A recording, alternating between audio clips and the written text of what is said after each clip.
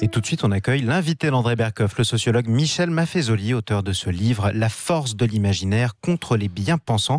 C'est publié aux éditions Libère.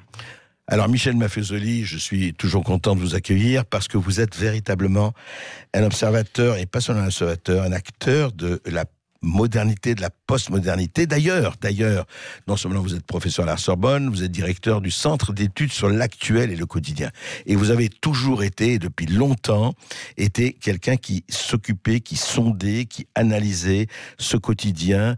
Qu'est-ce qui se passe vraiment? Et justement, ce livre, il est très passionnant parce que justement, vous dites par rapport à la doxa, par rapport à la bien-pensance, par rapport au politiquement correct, il y a un autre imaginaire à faire vivre, suivre et vraiment développer. Mais je voudrais commencer par l'actualité parce que vous avez écrit 2 papiers remarquables, je dis, sur le mouvement des Gilets jaunes notamment, et ce qu'il décèle, et vous en avez parlé bien avant déjà, entre, vous savez, peuple et élite, on en parle, France oubliée, France exposée, France abritée. Qu'est-ce qu'on vit en ce moment, Michel Maffezoli? En vous écoutant, je dirais d'abord que la fin d'un monde n'est pas la fin du monde. Certes. Une banalité qu'il convient de rappeler, comme toujours. Voilà. Qu'il convient de rappeler, parce que dans le fond, il y a une espèce de catastrophisme et de morosité, de désarroi des élites, c'est évident, et c'est bien fait pour eux. C'est-à-dire que d'une certaine manière, ces élites dont nous sommes, ceux qui ont le pouvoir de dire et de faire, experts, journalistes, politiques, reste sur un schéma qui est dépassé, pour moi, ce qui s'est élaboré au XVIIIe siècle, la philosophie des Lumières, les grands systèmes sociaux du XIXe siècle, et qu'on reste sur ces schémas alors qu'il y a une mutation de fond qui est en jeu. Voilà ce qui est en train de se passer. En bref, moi je rappelle toujours, j'aime bien l'étymologie. Ouais. À l'encontre de notre linéarisme natif, c'est-à-dire ce fameux mythe du progrès, le progressisme, il y a des époques. En grec, le mot époque, ça veut dire parenthèse. Eh bien, est en train de se fermer une parenthèse, la parenthèse moderne, est en train de s'ouvrir une autre parenthèse dans la crainte et le tremblement. Alors justement, Michel, ça ne vous étonne pas, je reprends ce que vous avez dit, que justement, nos gouvernants, en tout cas Macron en tête, opposent les progressistes aux nationalistes aujourd'hui. Vous savez, est-ce que ce n'est pas une fausse querelle et une fausse définition? Totalement. De toute façon, notre président est un président typique, je dirais, de ce qui est dépassé actuellement. C'est-à-dire, de par sa formation, une belle intelligence, mais une intelligence abstraite. C'est-à-dire quelque chose qui est déconnecté en quelque sorte du réel. Et donc, bien sûr, il reprend les poncifs habituels, le progressisme, c'est-à-dire ce grand mythe du progrès, l'humanité serait partie d'un point A de barbarie pour arriver à un point B de civilisation absolue. C'est cela, je dirais, ce cerveau reptilien des élites. Lui en est le représentant typique. Et donc, il oppose cela au nationalisme. Non, moi je dis qu'il y a un retour du peuple, un point c'est tout, il ne faut pas avoir peur. Alors, ce retour du peuple, justement, comment le voyez-vous? Parce que vous avez parlé justement de la société officieuse face à la société officielle.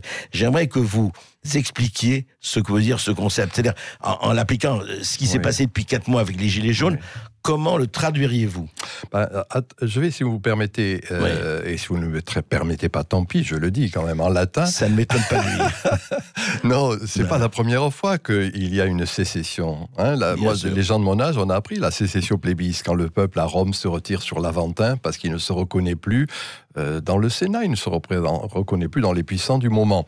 Il se retire sur l'Aventin pour marquer, encore une fois, cette déconnexion entre le bas et le haut.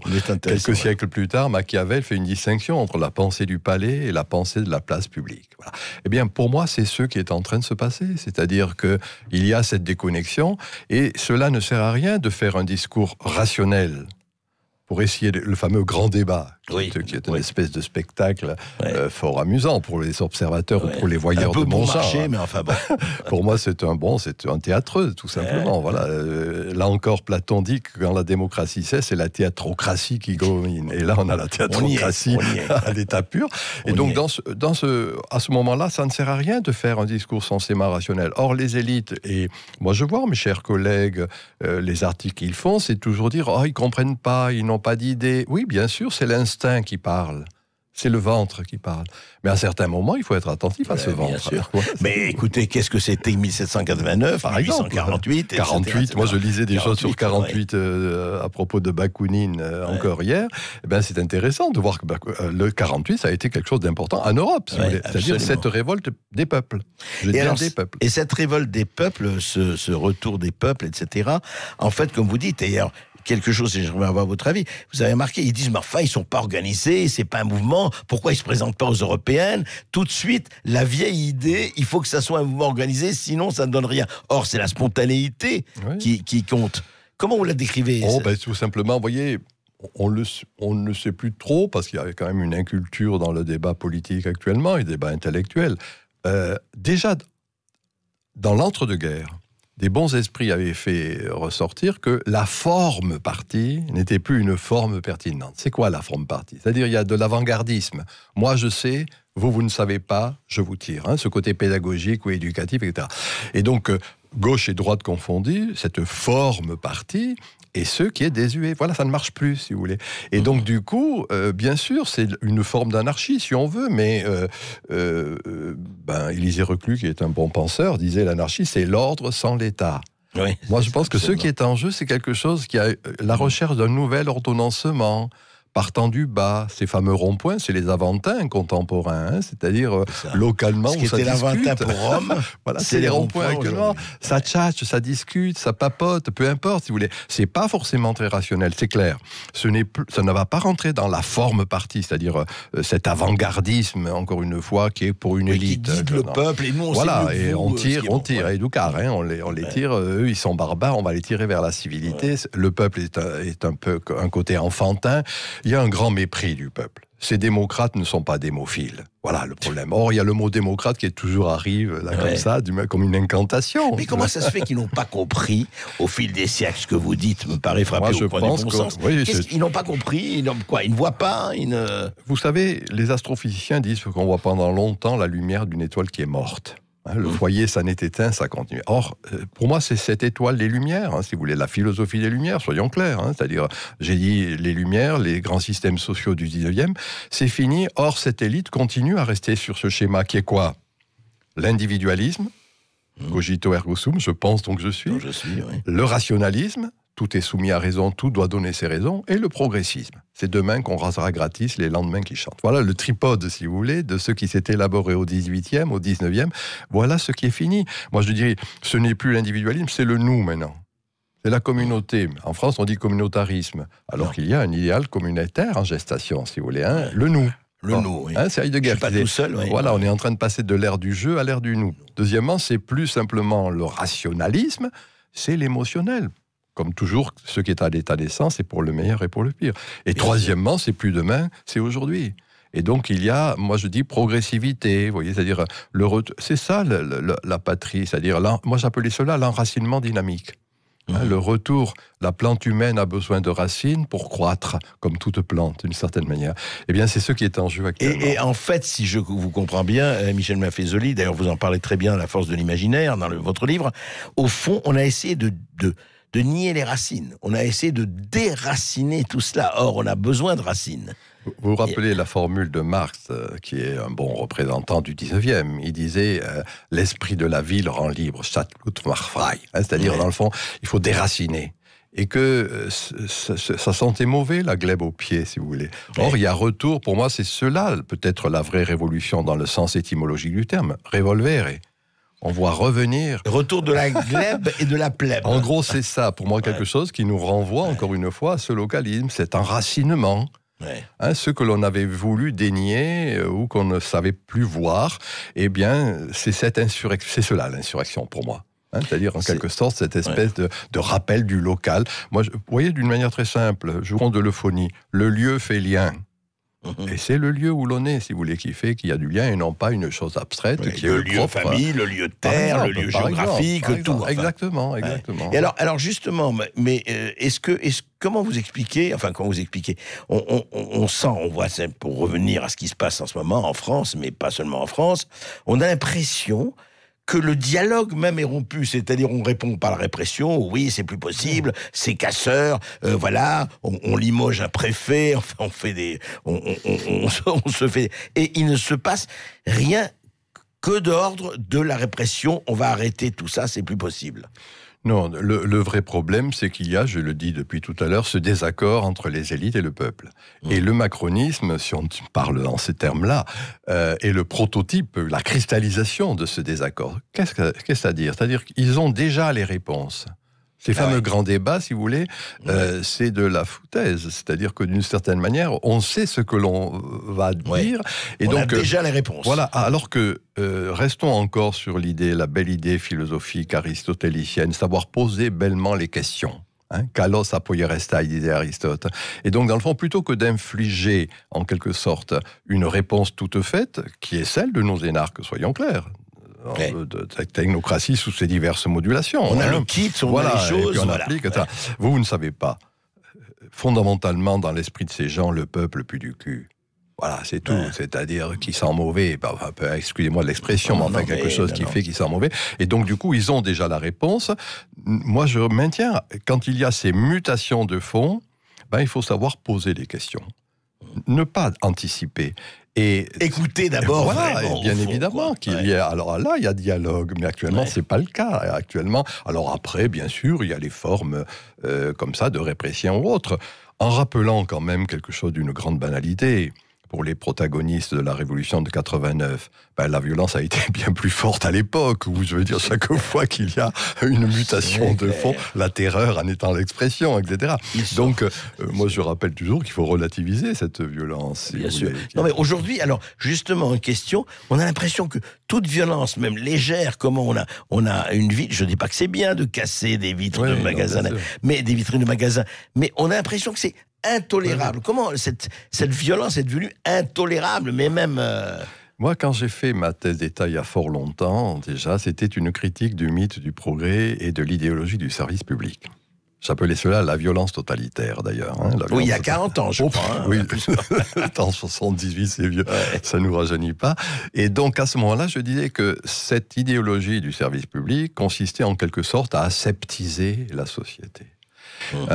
On évacue toute forme, en effet, de violence, de machin, de choses. Moi, je me souviens avoir polémiqué avec une ministre qui avait supprimé le bizutage, une loi contre le bizutage. Je la nommerai pas, mais disons que je lui avais dit c'est dangereux, c'est-à-dire que d'une certaine manière, si on ne sait pas ritualiser la violence, ça devient pervers. Ça prend C'était les rites d'initiation. Voilà, exactement, et donc avec des éléments violents, soyons clairs.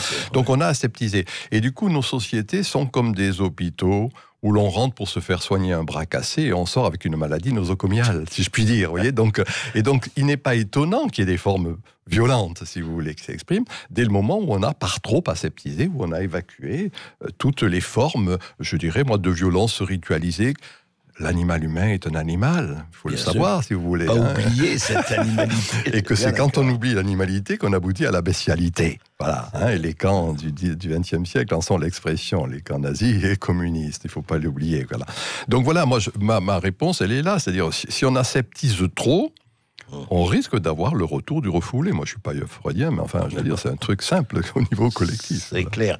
Et justement, alors, comment agir, c'est votre sous-titre, comment agir contre cette bien-pensance qui est toujours là, qui est quand même la doxa, qui est quand même encore, même s'il y a heureusement des contre-pouvoirs ou des contre-signes comme le vôtre et d'autres, comment lutter contre cette espèce de chape ? Bon, moi j'en sais rien, mon métier c'est pas de lutter, c'est d'essayer d'analyser déjà, donc je ne fais pas de la préconisation, mais c'est vrai que je suis effrayé en entendant les débats et participant parfois à certains de ces débats sur les plateaux télévisuels ou à des radios, de voir comment il y a quand même une espèce de conformisme. Durkheim disait un conformisme logique.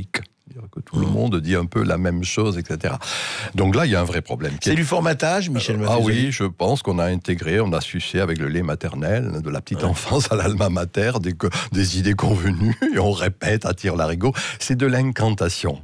On chante quelque chose dont on n'est pas convaincu. Valeurs républicaines, progressisme, tous ces trucs, la démocratie, enfin, etc. Bon, c'est des mots qui deviennent des incantations. On ne parle jamais autant d'amour que dans un couple qui va se séparer. Vous voyez, c'est un peu ça qui est en jeu pour moi actuellement. Alors, donc c'est effrayant. Le savoir officiel, la société officielle, les tenants du savoir établi, c'est vraiment grave. En même temps, alors pour vous répondre vraiment, moi je suis attentif quand même à ce qui se passe sur les réseaux, un net activisme qui n'est pas négligeable. Nous sommes en retard d'une guerre là-dessus, et de voir que autant il y a une méfiance vis-à-vis, disons, de la presse officielle, de la médiocrité, de la médiacratie. Les médias officiels, voilà. Absolument. Et puis en même temps, il y a autre chose qui se passe. Et puisque vous m'invitez ici, je dois avouer que Sud Radio joue un rôle qui est beaucoup plus intéressant que bien d'autres. Non, merci, je m'en suis rendu compte d'une certaine manière. Il y a en tout cas l'essai, et votre émission en particulier, de bousculer un peu, d'essayer de ne pas... Mais ça, c'est votre métier depuis longtemps d'ailleurs, de toute façon. Bon, d'essayer de ne pas rester dans ce conformisme. Alors voilà, il faut... moi, j'écris, c'est mon métier. Concept bien-pensance, un peu à la manière de Bernanos, parce qu'il ne faut pas oublier que les bien-pensants, c'est Bernanos qui le premier avait... La grande peur des bien-pensants. Voilà, et donc, nous avons, à continuer ce travail. En même temps, moi, je ne suis pas pessimiste, je suis attentif à ces jeunes générations, où il y a de la vitalité, du vitalisme, et où on voit qu'ils sont assez indemnes par rapport à la pensée verticale, et par contre, sont de plus en plus attentifs à cette horizontalité du savoir. Voilà, donc moi, c'est ça qui me paraît important. Et donc, les réseaux sociaux jouent un bon rôle de ce point de vue-là. Très bien. En France, vous voyez, j'étais il n'y a pas longtemps encore à São Paulo. Là, il y a certains de mes collègues, amis, anciens étudiants qui font des travaux sur le net activisme. C'est-à-dire comment, d'une certaine manière, c'est là qu'est en train de se réaliser quelque chose. Alors, bien sûr, ça va donner Bolsonaro, ça va donner Trump, ça va donner Salvini, ça va donner Orban, peu importe en la matière. Mais en même temps, c'est pas par hasard. Voilà, moi je le pense. C'est-à-dire que c'est ça pour moi la révolte des peuples. C'est-à-dire quand il y a cette espèce de déconnexion entre ceux qui savent et ceux qui sont censés ne pas savoir, à un moment donné, il y a une révolte, il y a une vengeance. C'est ce qui est en jeu actuellement. Et ce qui est absolument passionnant, justement, et ça fait plaisir de vous recevoir et de remettre quelques pendules à l'heure, c'est vrai que il y a quelque chose qui est le plus important peut-être, c'est, vous avez appelé la force de l'imaginaire. C'est la phrase de Beckett que j'adore, imagination morte, imaginée. Ah oui, oui. Mais pour moi, vous avez raison, cet imaginaire, vous voyez, soyons clairs, dans la tradition qui est la nôtre, de Malebranche à Jean-Paul Sartre, l'imaginaire, c'était la folle du logis. C'est-à-dire ce qui ne permettait pas le bon fonctionnement du cerveau. Je dis Sartre, 1936, son premier livre, L'imagination. Ouais. Il reprend l'idée de Malebranche et de Descartes, c'est-à-dire c'est pas bon l'imagination, ça ne permet pas le bon fonctionnement. C'est là le vrai décalage. Alors qu'il faut trouver en quelque sorte un autre imaginaire en gestation. Pour moi, il n'est pas négligeable, il faut savoir le repérer et l'accompagner. Eh bien, imagination morte, imaginée, en tout cas Michel Maffezoli, lui, il imagine. Et continuons d'imaginer, vous pouvez tous d'ailleurs vous procurer le livre de Michel Maffezoli. Justement, ce livre s'intitule « La force de l'imaginaire ». Ça, c'est pour rêver, justement, la force de l'imaginaire contre les bien-pensants. C'est publié aux éditions Libère. Merci à vous, Michel Maffezoli.